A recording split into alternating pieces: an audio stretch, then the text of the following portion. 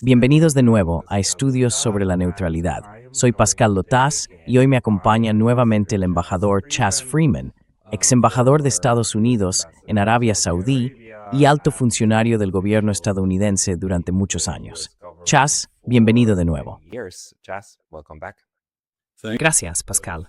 Encantado de estar contigo. Chas, hoy estamos hablando el 27 de marzo. Falta un día para que se cumpla un mes completo de guerra con Irán o del ataque estadounidense-israelí contra Irán. Comenzó el 28 de febrero, con un ataque sorpresa y sigiloso mientras las negociaciones en Ginebra aún continuaban. ¿Puedes darnos una actualización y tu evaluación de en qué punto nos encontramos después de 4 semanas?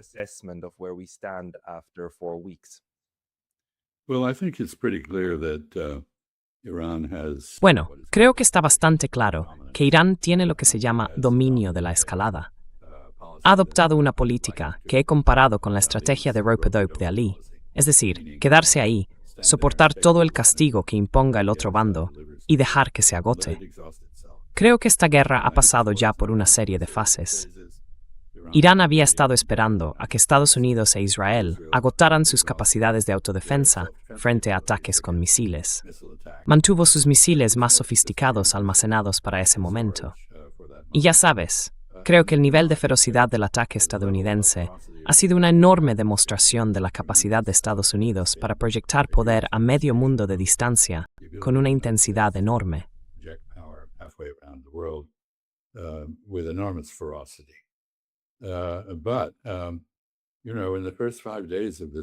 Pero, ya sabes, en los primeros 5 días de esta guerra, que como has señalado, ya tiene casi un mes, se lanzaron 800 misiles Patriot. La tasa de producción anual es de 750. Así que, en 5 días, se agotó toda la reserva anual de estas armas. Y ahora hemos llegado al punto en que está bastante claro que ni Israel ni Estados Unidos tienen la capacidad de defenderse eficazmente contra los misiles iraníes. Así que Israel está recibiendo un golpe considerable. No sabemos cuán grave es, porque la censura militar israelí es muy efectiva y los medios de comunicación tradicionales respetan esa censura. TikTok, que antes era una fuente de información directa, ha sido esencialmente comprada por el lobby sionista en Estados Unidos y ya no ofrece las perspectivas que antes proporcionaba sobre este asunto.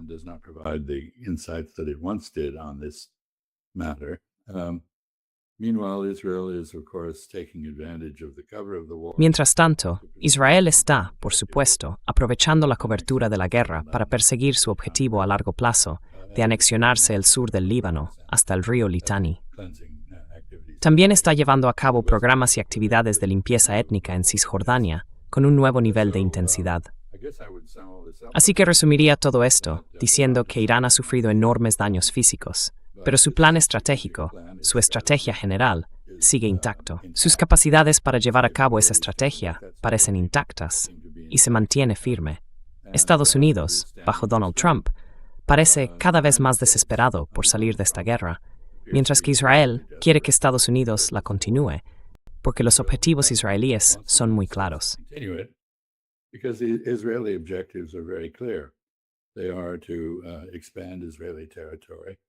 Pretenden expandir el territorio israelí, llevar a cabo el proyecto del Gran Israel, es decir, un Israel que se extienda desde el Éufrates hasta el Nilo, y, en este proceso, anexionar tierras adyacentes al actual Estado israelí en el Líbano, en Siria y así sucesivamente. Básicamente, Israel está intentando aniquilar al Estado iraní. El objetivo estadounidense comenzó con un cambio de régimen que no se ha producido. De hecho, los objetivos de Estados Unidos en todo esto han sido muy confusos e incoherentes, pero han incluido toda una serie de cuestiones concretas. Por ejemplo, impedir que Irán desarrolle un arma nuclear. Sin embargo, el efecto real de los ataques ha sido garantizar que Irán construya ahora un arma nuclear.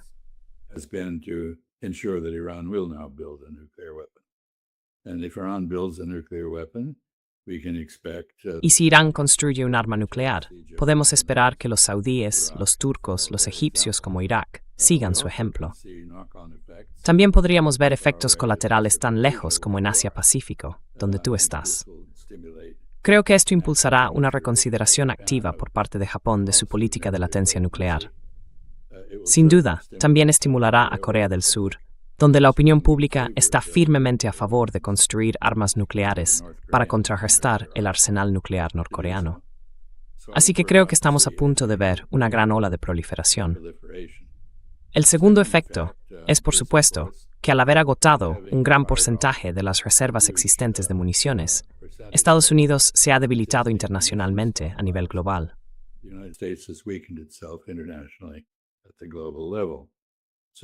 Así que si hubiera una contingencia en Taiwán, por ejemplo, Estados Unidos no tendría la capacidad de afrontarla de manera eficaz.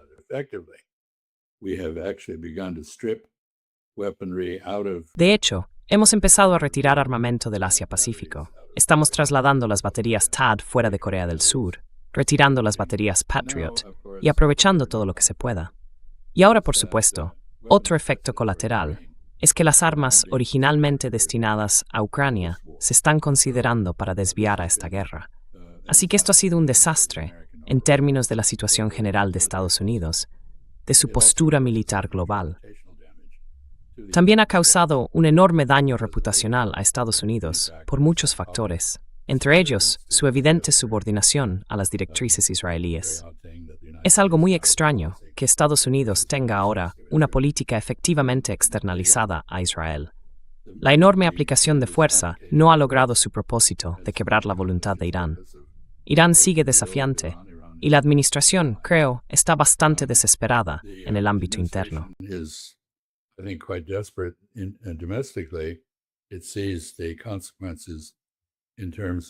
Se ven las consecuencias en los precios del combustible en las gasolineras. Se ve la inflación. Estamos descubriendo que el Golfo Pérsico no solo es una fuente importante de petróleo y gas, sino también un elemento central en la producción de todo tipo de insumos agrícolas e industriales. Por ejemplo, alrededor del 60% de los plásticos, aproximadamente la mitad del suministro mundial de fertilizantes, azufre, helio, cosas esenciales para la industria y la agricultura modernas.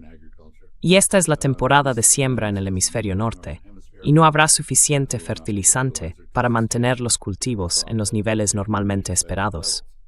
Así que los efectos a largo plazo son considerables, pero incluso a corto plazo estamos viendo las consecuencias de la transformación de Irán del estrecho de Hormuz, que ha pasado de ser una autopista a convertirse en una carretera de peaje.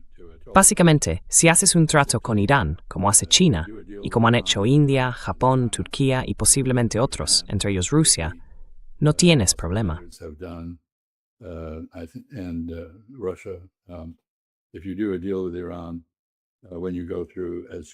Si haces un trato con Irán, cuando pasas por allí, básicamente estás atravesando un peaje, coges un ticket, entregas algo de dinero al pasar por el estrecho, y curiosamente, ahora los pagos se hacen en yuanes chinos, no en dólares.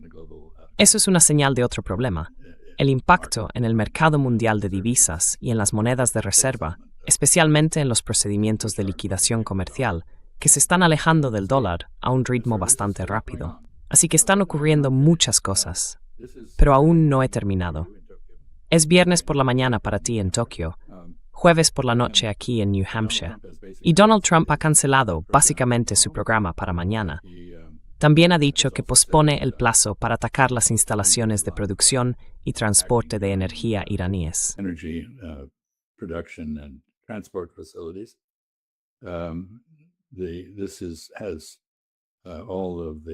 Todo esto tiene las señales de usos anteriores del engaño para montar un ataque sorpresa. Sabemos que los marines estarán en posición esta noche o mañana por la mañana en el Mar Arábigo. La 82ª División Aerotransportada se ha movilizado. Las fuerzas especiales están en posición. Y creo que probablemente podamos anticipar algún tipo de asalto a Irán mañana. Bueno, en vuestra hora de hoy, pero yo diría el sábado, durante el fin de semana, en Asia-Pacífico. Quizá el viernes, quizá el sábado, aquí en Estados Unidos. Así que esto está llegando a un punto peligroso. Y los iraníes parecen estar bastante preparados para un asalto de infantería. Han dicho que esto es lo que estaban esperando. Venid, acercaos, dijo la araña a la mosca. Así que no sabemos qué va a pasar, pero es evidente que se trata de algún tipo de punto de inflexión.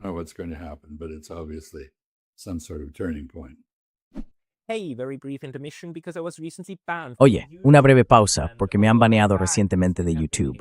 Y aunque ya he vuelto, esto podría volver a pasar en cualquier momento.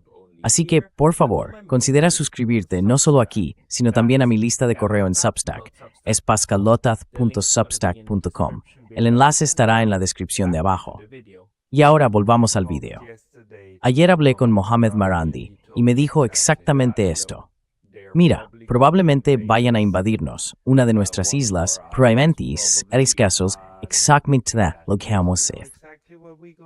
En un tiempo sucederá for design. Why would the US contemplate something like this? I mean, do you think Quiero decir, ¿crees que la lógica de algunas de estas personas es que, en el mejor de los casos, realmente tomemos y mantengamos ese lugar? En el peor de los casos, habría una matanza masiva y muchas bolsas con cadáveres regresando. Y entonces todos tendríamos un momento de unión patriótica en el que la gente en casa diría, oh no, los iraníes mataron a nuestros soldados inocentes. ¿Crees que algo así es la motivación? Parece tan absurdo, porque obviamente los iraníes pueden simplemente bombardear a esa gente si van.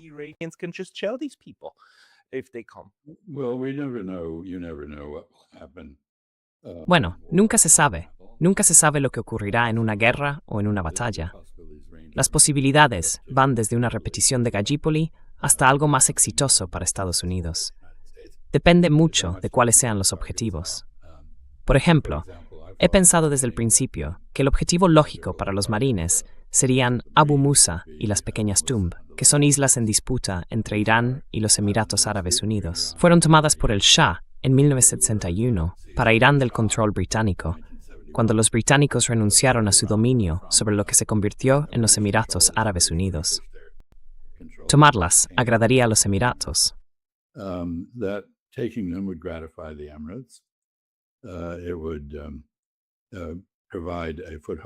Proporcionaría un punto de apoyo en el estrecho de Hormuz para un desafío estadounidense al control iraní del estrecho. Así que esa es una posibilidad. Hay otras. Se ha hablado mucho, especialmente desde Israel, sobre tomar la isla de Karg, que está bastante más arriba en el Golfo, en realidad mucho más cerca de Kuwait que de los Emiratos Árabes Unidos, y es la principal estación de exportación del petróleo iraní. Creo que Israel ha abandonado su idea de un cambio de régimen. Sin embargo, está ocupándose de asesinar a todas las personas que podrían representar a Irán en una negociación. No quiere un final negociado para esto. Quiere provocar el colapso del Estado iraní.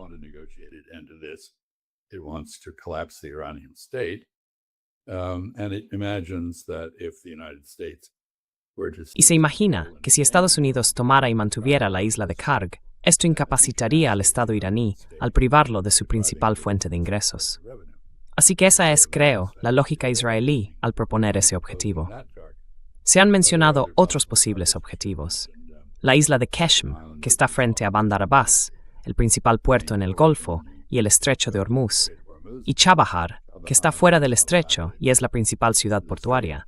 Irónicamente, parte del corredor norte-sur que la administración Biden propuso para eludir los corredores este-oeste de la ruta de la seda china.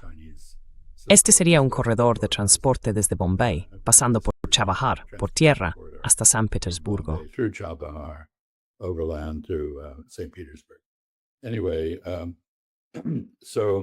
De todos modos, hay muchos objetivos potenciales, ninguno de ellos fácil de manejar. Probablemente los iraníes estén preparados para todos ellos, y veremos qué sucede.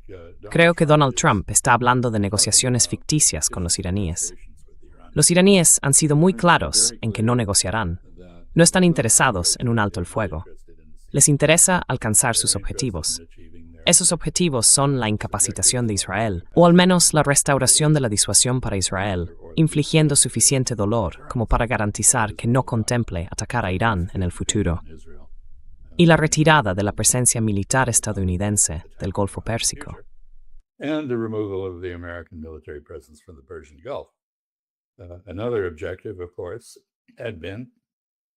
Otro objetivo, por supuesto, había sido el levantamiento de las sanciones estadounidenses sobre los campos petrolíferos iraníes. Irónicamente, lo han conseguido. Debido a la preocupación estadounidense por los precios del petróleo, el secretario del Tesoro, el señor Besant, ha levantado las sanciones sobre el petróleo iraní y también sobre el ruso, por cierto. No mencioné otro efecto colateral, que debería hacerlo, y es en Ucrania. Creo que los rusos han detenido su ofensiva. Están esperando a que las armas que habrían ido a Ucrania se desvíen y, por tanto, a que Ucrania se debilite. No tiene sentido lanzar un ataque cuando el enemigo está a punto de quedar parcialmente desarmado. Así que creo que también hay esas implicaciones en lo que está ocurriendo, lo cual es, sin duda, una mala noticia para el señor Zelensky, y él parece entenderlo.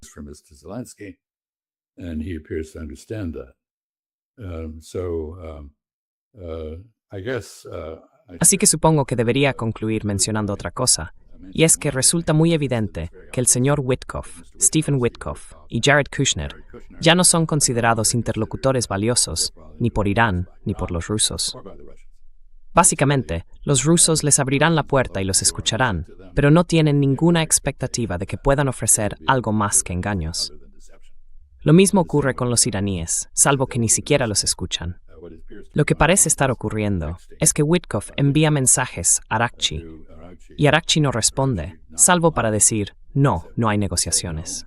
Más recientemente, se ha hecho llegar a los iraníes, a través de Pakistán, una propuesta de 15 puntos. Es una propuesta ridícula. En realidad exige que Irán acepte todo aquello que ha rechazado de forma constante.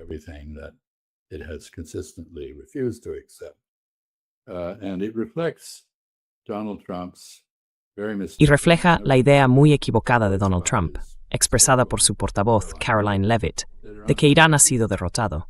Pero ocurre lo contrario. Irán ha sido duramente golpeado, pero su voluntad no se ha quebrado. No ha sido derrotado. Y como todos sabemos, las guerras no terminan hasta que una de las partes admite la derrota. Irán no admite la derrota.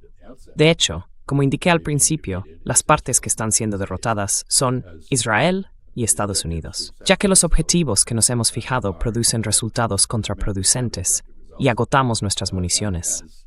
Podemos atacar a Irán, podemos causarle un gran daño, pero ya no podemos defender a Israel de manera eficaz. Y ese es un objetivo iraní que se ha logrado.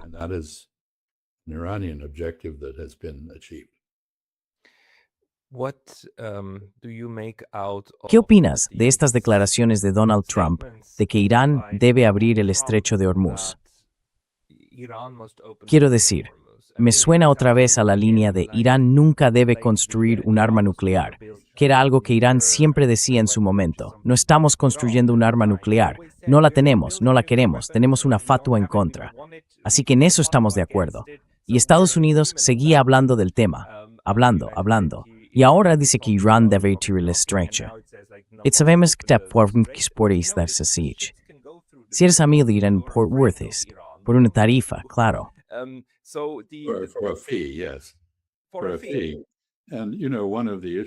Por una tarifa. Y ya sabes, uno de los temas que han planteado los iraníes es el control a largo plazo del estrecho de Hormuz y su funcionamiento como el canal de Suez, con una tarifa por el tránsito.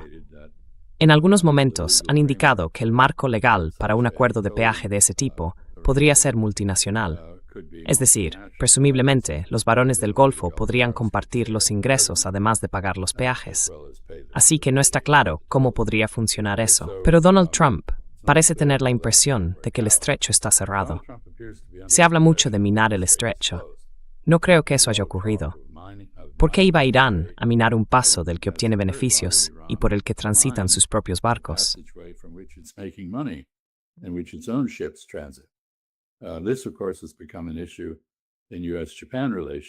Esto, por supuesto, se ha convertido en un tema en las relaciones entre Estados Unidos y Japón, porque Japón posee la única fuerza de dragaminas realmente eficaz entre los aliados de Estados Unidos.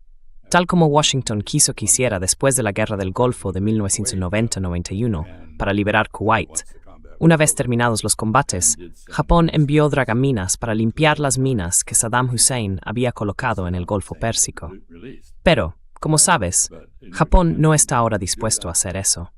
Y por supuesto, Donald Trump arremete contra la OTAN, calificándola de completamente inútil, lo cual es totalmente coherente con su idea equivocada de la OTAN, no como una alianza defensiva para proteger Europa con el apoyo estadounidense, sino como un grupo de fuerzas auxiliares a las que Estados Unidos puede recurrir cuando las necesite para operaciones expedicionarias en otros lugares. Whenever we need them for expeditionary use elsewhere. Afghanistan, now the Persian Gulf. Afganistán, ahora el Golfo Pérsico. Ningún país europeo ha aceptado esta invitación. De hecho, uno de los principales efectos de esta solicitud y de las otras locuras de Donald Trump ha sido que algunos europeos han empezado a decir, deberíamos salir de la OTAN, deberíamos expulsar las bases estadounidenses. Las voces más claras son las de España, que de hecho ha prohibido el uso de las bases en su territorio para apoyar la proyección de poder estadounidense contra Irán, y donde ha habido grandes manifestaciones que reclaman la salida de la OTAN y el cierre de las bases estadounidenses.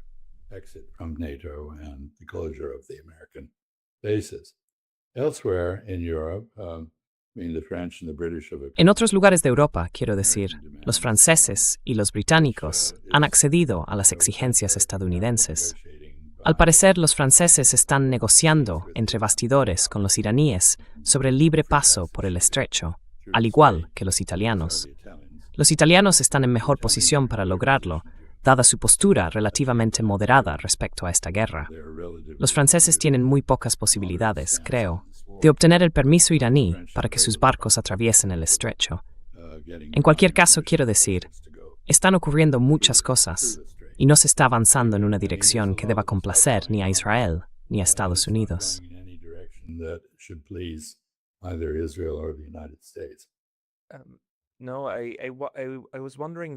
No, me preguntaba, sin embargo, por los estados del Golfo. El profesor Morandi, que por supuesto adopta una postura muy iraní en su interpretación de las cosas, dice, mira, los estados del Golfo son monarquías, pequeñas dictaduras, y dependen al 100% de Estados Unidos. No tienen voluntad propia, no tienen agencia. Qatar, Kuwait, los Emiratos Árabes Unidos. Arabia Saudí es un poco diferente, pero sigue bajo un control político estadounidense muy fuerte. ¿Comparte usted esa valoración?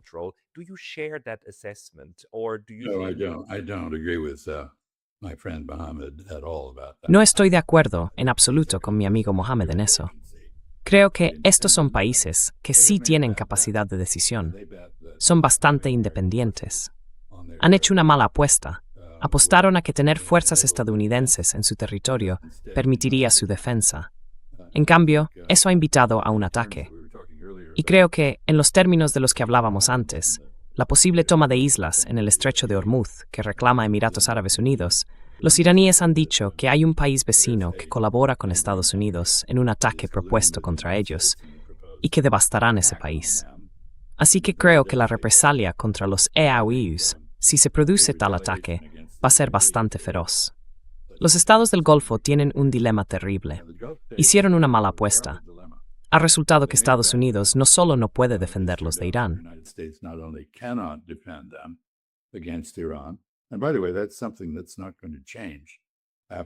y por cierto, eso es algo que no va a cambiar después de esta guerra.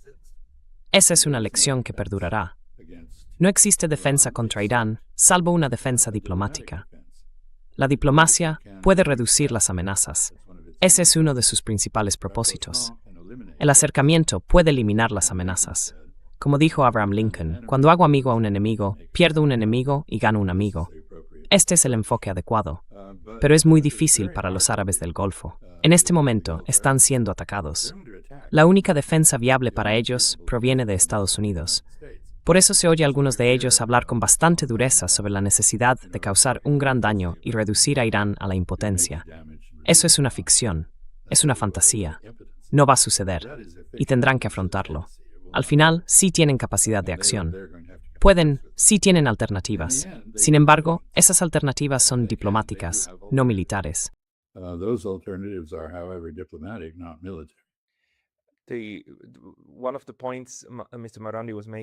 Uno de los puntos que planteaba el señor Morandi es que la protección de Estados Unidos no se limita a las amenazas externas, también es interna, ya que estos gobiernos del Golfo gobiernan sobre poblaciones bastante descontentas con la forma en que están gestionando las cosas. Así que es una especie de doble función la que desempeña Estados Unidos. ¿Qué opinas de eso? En mi opinión, esto debería en realidad aumentar el incentivo para que los estados del Golfo en algún momento declaren su neutralidad y digan, miren, ya no estamos políticamente con Estados Unidos. Estas bases están aquí porque están aquí, pero no forman parte de nuestro territorio soberano. Estamos anulando nuestra relación militar con Estados Unidos. ¿Crees que este tipo de pensamiento está ocurriendo realmente? ¿Y cuán realista te parece que pueda ser? And how realistic do you think it might be? Well, I would dispute the notion that the United States Bueno, yo cuestionaría la idea de que Estados Unidos sea el defensor del orden político interno en cada uno de estos estados.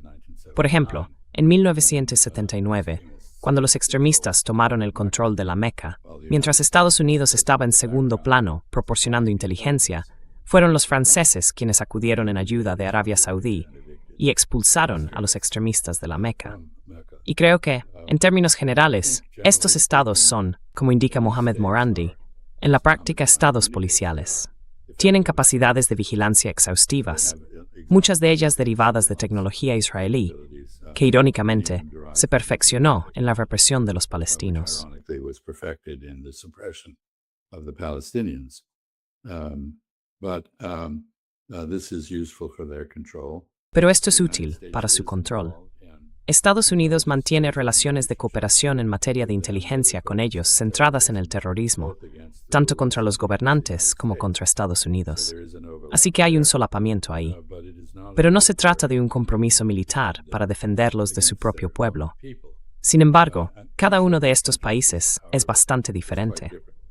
Tienes, por ejemplo, en los Emiratos Árabes Unidos, y en Qatar, por cierto, una minoría muy pequeña de gobernantes y poblaciones árabes nativos, con un enorme número de trabajadores invitados procedentes de todas partes: India, Pakistán, Bangladesh, Sri Lanka, Filipinas, y así sucesivamente. Bangladesh, Sri Lanka, the Philippines, and so forth. Saudi Arabia has been reducing the proportion of foreign. Arabia Saudí ha estado reduciendo la proporción de trabajadores extranjeros en un esfuerzo por fomentar una ética laboral y crear empleos para su propia población. Los demás no han intentado eso y parecen bastante satisfechos, operando con fuerzas laborales cautivas en su territorio. Kuwait, por supuesto, tiene una población muy grande de personas apátridas, residentes en Kuwait, los llamados bedunes.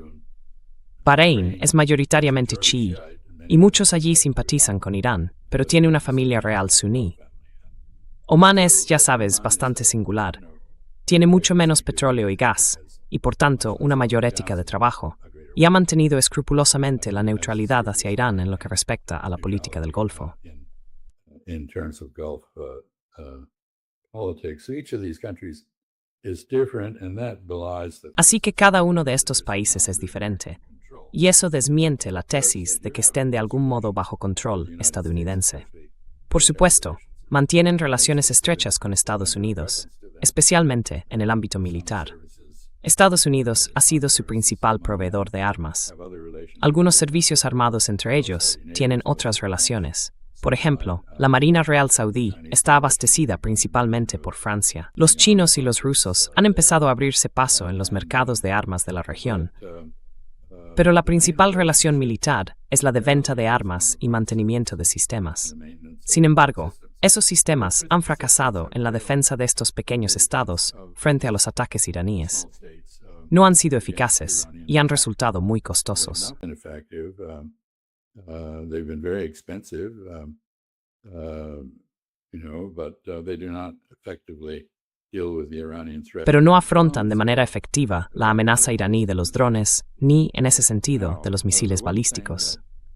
Ahora bien, lo más peligroso para estos países, y que debe llevarles al tipo de reflexión que tú sugerías que tendrían racionalmente, sobre cómo eliminar gradualmente la presencia militar estadounidense en su propio interés, es que algunos de ellos dependen por completo del agua desalada.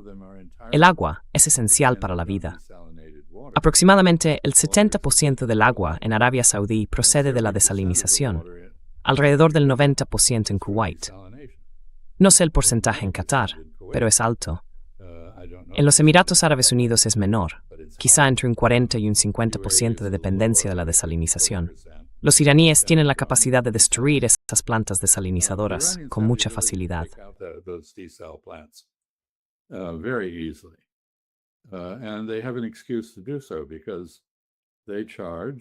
Y tienen una excusa para hacerlo, porque afirman que Estados Unidos destruyó la planta desalinizadora de la isla de Hetchum frente a Bandar Abbas, donde ahora unas 30 aldeas se han quedado sin agua.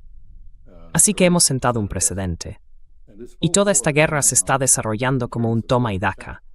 La escalada por parte de Israel o de Estados Unidos se responde con una contraescalada por parte de Irán.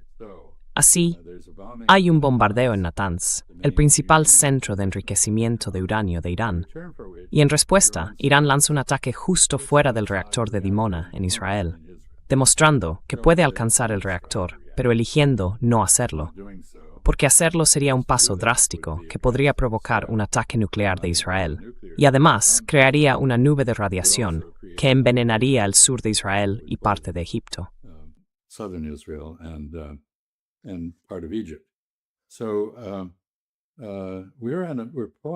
Así que estamos en un momento en el que, si ocurre lo que temo que suceda durante el fin de semana, la represalia iraní será feroz. Dejando de lado lo que pueda pasar con cualquier fuerza de invasión que desplieguen los Estados Unidos, donde quiera que se encuentren con los iraníes, habrá ataques con misiles contra instalaciones en los estados del Golfo y en Israel. La selección de los objetivos estará directamente influida por lo que se ataque en Irán. Y creo que cuando Donald Trump propuso volar las instalaciones petroleras y de gas iraníes, los iraníes le dijeron: si haces eso, volaremos las instalaciones en los estados del Golfo y posiblemente también las plantas desalinizadoras.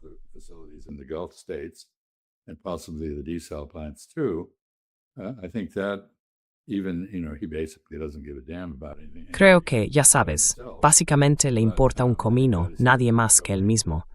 Pero creo que es lo bastante serio para él haber establecido varios plazos y luego haberlos suspendido. Por cierto, no creo que esos plazos tengan ningún valor real. Creo que forman parte de su intento de manipular el mercado bursátil estadounidense, fingiendo que hay negociaciones en curso. El mercado reacciona a esas afirmaciones durante un tiempo, y luego la realidad se impone y el efecto se pierde. Pero también intenta demostrar que él tiene el control y reforzar su argumento de que Irán ha sido derrotado de alguna manera, cosa que no ha ocurrido.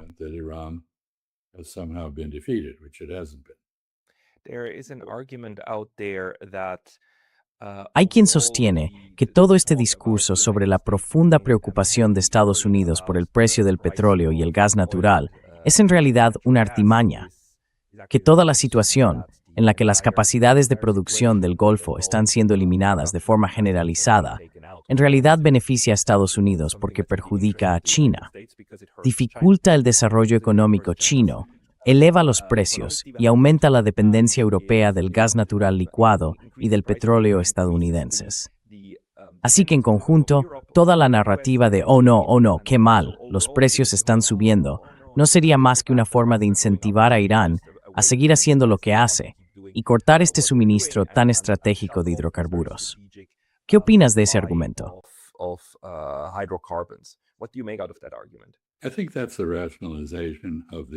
Creo que eso es una racionalización de los efectos de lo que está ocurriendo, una búsqueda de justificación para ellos que resulta muy poco sólida y nada creíble. Sí hay personas en Estados Unidos que están obsesionadas con la competencia con China y con frenar a China, y así sucesivamente. Por cierto, a China le está yendo muy bien con todo esto. Al igual que a Rusia, los precios del petróleo han subido. La capacidad de Rusia para exportar petróleo se ha visto dañada por los ataques ucranianos, pero los ingresos rusos están aumentando, no disminuyendo.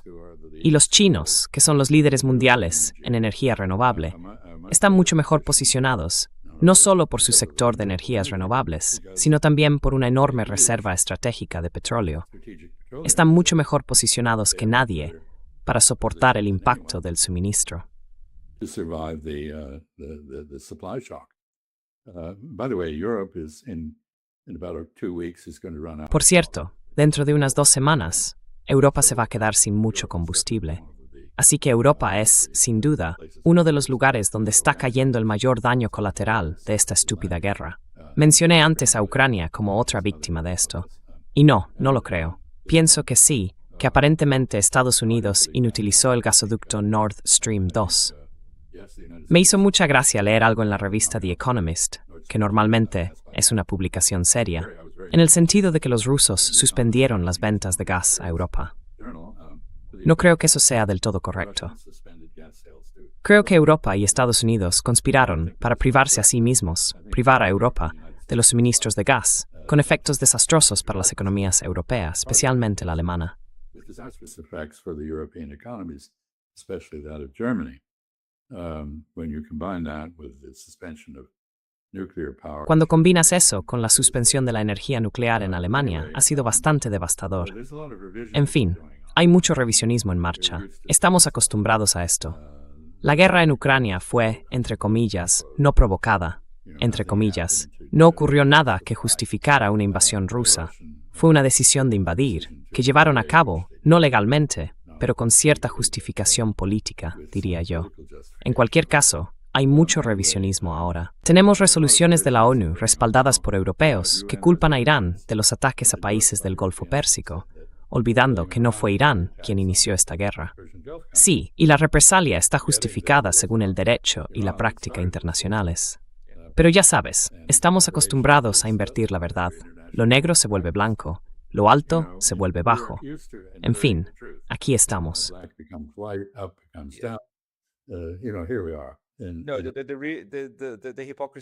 No, la hipocresía es una vez más extrema. Pero lo interesante es, por supuesto, que se está volviendo tan transparente que incluso en Europa y en Estados Unidos resulta realmente difícil seguir dándole vueltas. Quiero decir, se está volviendo tan difícil que casi se puede ver la desesperación en algunos de los medios de comunicación tradicionales. Los alemanes están intentando presionar a los iraníes para que digan algo. Pero, ¿puedo preguntarte sobre la naturaleza de cómo vemos desarrollarse esta guerra? Porque un analista muy bueno, Arnaud Bertrand, hizo la observación de que las guerras con las que se ha comparado esta en realidad no encajan bien.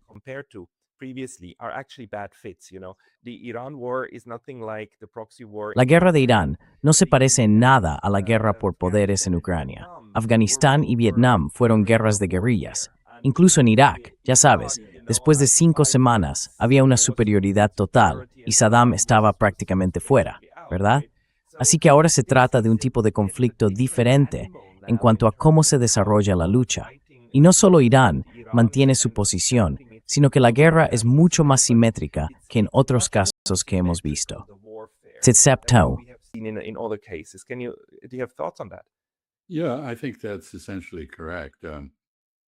Sí, creo que eso es esencialmente correcto. Sabes, como sabes, prefiero la palabra multinodal para describir la organización del mundo que está surgiendo. Y está muy claro que una potencia de rango medio como Irán ahora tiene la capacidad de resistir a la superpotencia estadounidense. Ha planificado durante 20 años cómo hacerlo. Tiene una estrategia. Ha desarrollado las capacidades tecnológicas necesarias para implementar esa estrategia. Es decir, almacenamiento subterráneo para sus fábricas y su inventario de armas. Está preparada para soportar daños. En ese sentido, creo que hay una analogía con los norvietnamitas, que también fueron sometidos a bombardeos brutales, se mantuvieron firmes y finalmente ganaron en Vietnam.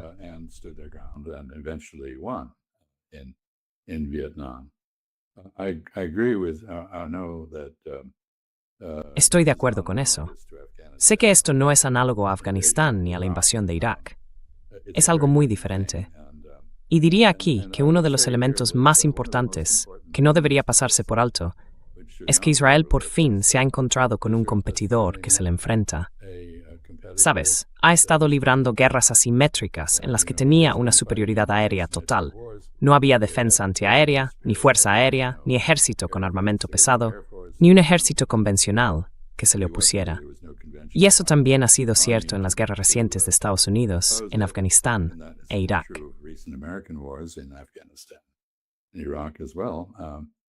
But it is not true in this case. Pero no es cierto en este caso. Y también estamos viendo, diría yo, ecos de la guerra con drones que se ha desarrollado en Ucrania. Ya sabes, Europa tiene ahora dos fuerzas armadas muy combativas, una rusa y otra ucraniana, y superan a todas las demás por su experiencia e innovación. Son pueblos muy parecidos, por supuesto, diferentes pero similares, valientes, innovadores y firmes, dispuestos a sufrir enormes bajas en la persecución de los objetivos en los que creen. Así que Irán se está mostrando siendo algo parecido a Ucrania, quizá, o a Rusia.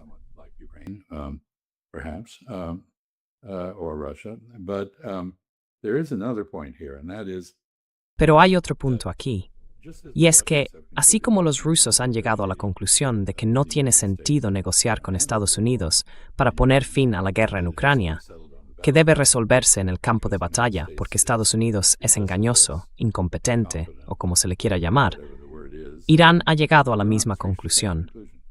No va a negociar un final para esto.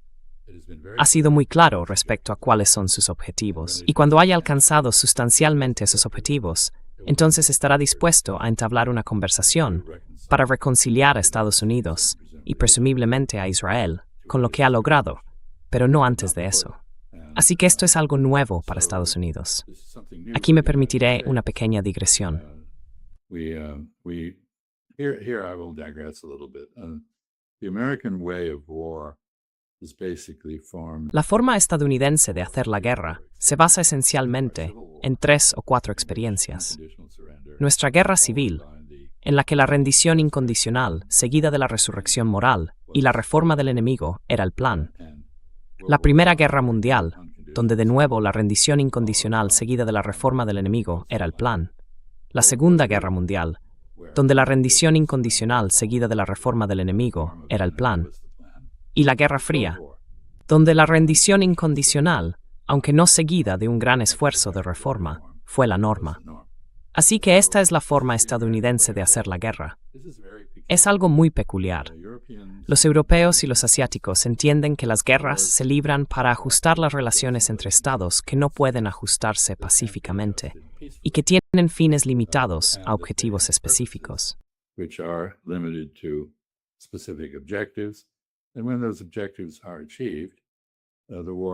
Y cuando se alcanzan esos objetivos, la guerra termina en una negociación que reconoce los cambios producidos en el campo de batalla y reconcilia a ambas partes, si es que hay dos partes, con los resultados. Esta es la norma en la historia. Las guerras se libran, se pierde o se gana territorio. Luego hay una negociación que reconoce el cambio, no una rendición incondicional, la aniquilación del enemigo o la imposición de objetivos ideológicos al enemigo. Así que aquí están los Estados Unidos luchando contra Irán. Israel tiene una idea muy similar. La aniquilación es el objetivo israelí, no la negociación. Las únicas negociaciones que han producido siquiera un mínimo de paz para Israel han sido impuestas por los Estados Unidos.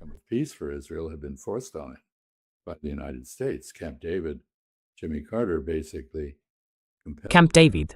Jimmy Carter básicamente obligó a los israelíes a aceptar un compromiso con Egipto, al que se resistieron y que resentían profundamente.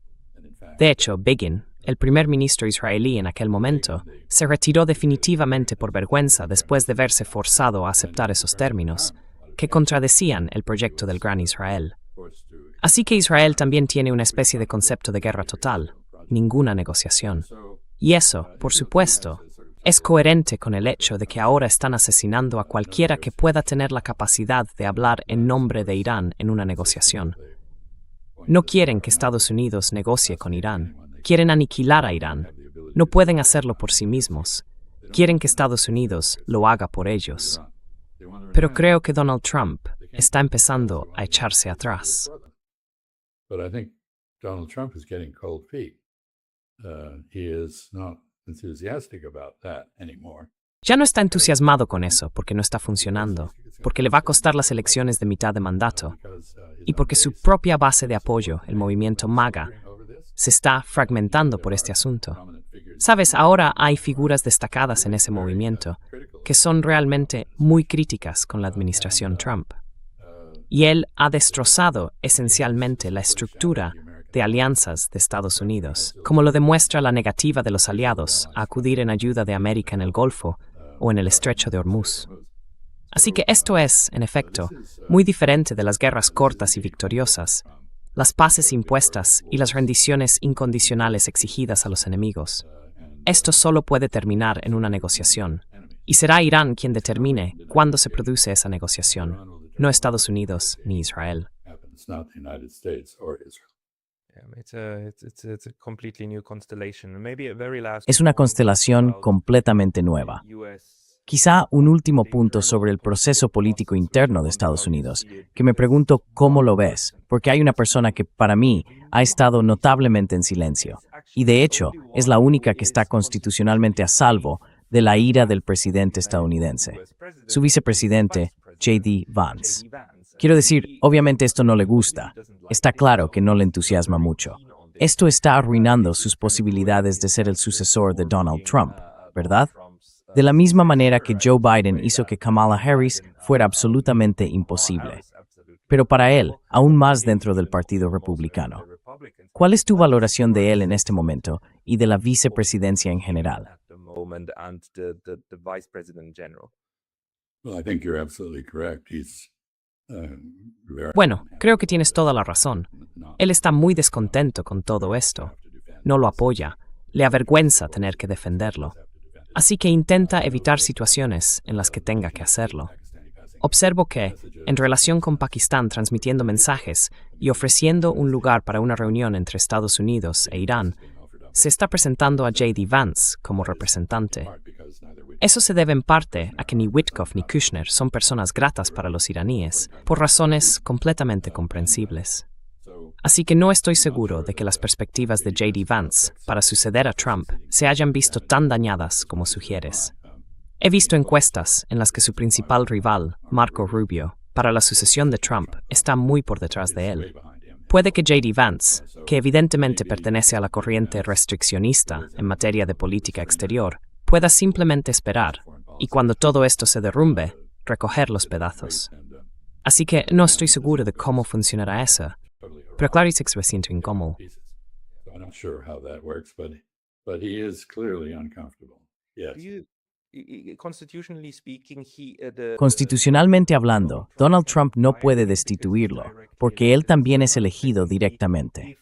Y en segundo lugar, si algo le ocurriera a Donald Trump que lo incapacitara, sería entonces J.D. Vance quien podría convocar al gabinete para sustituir al presidente de Estados Unidos.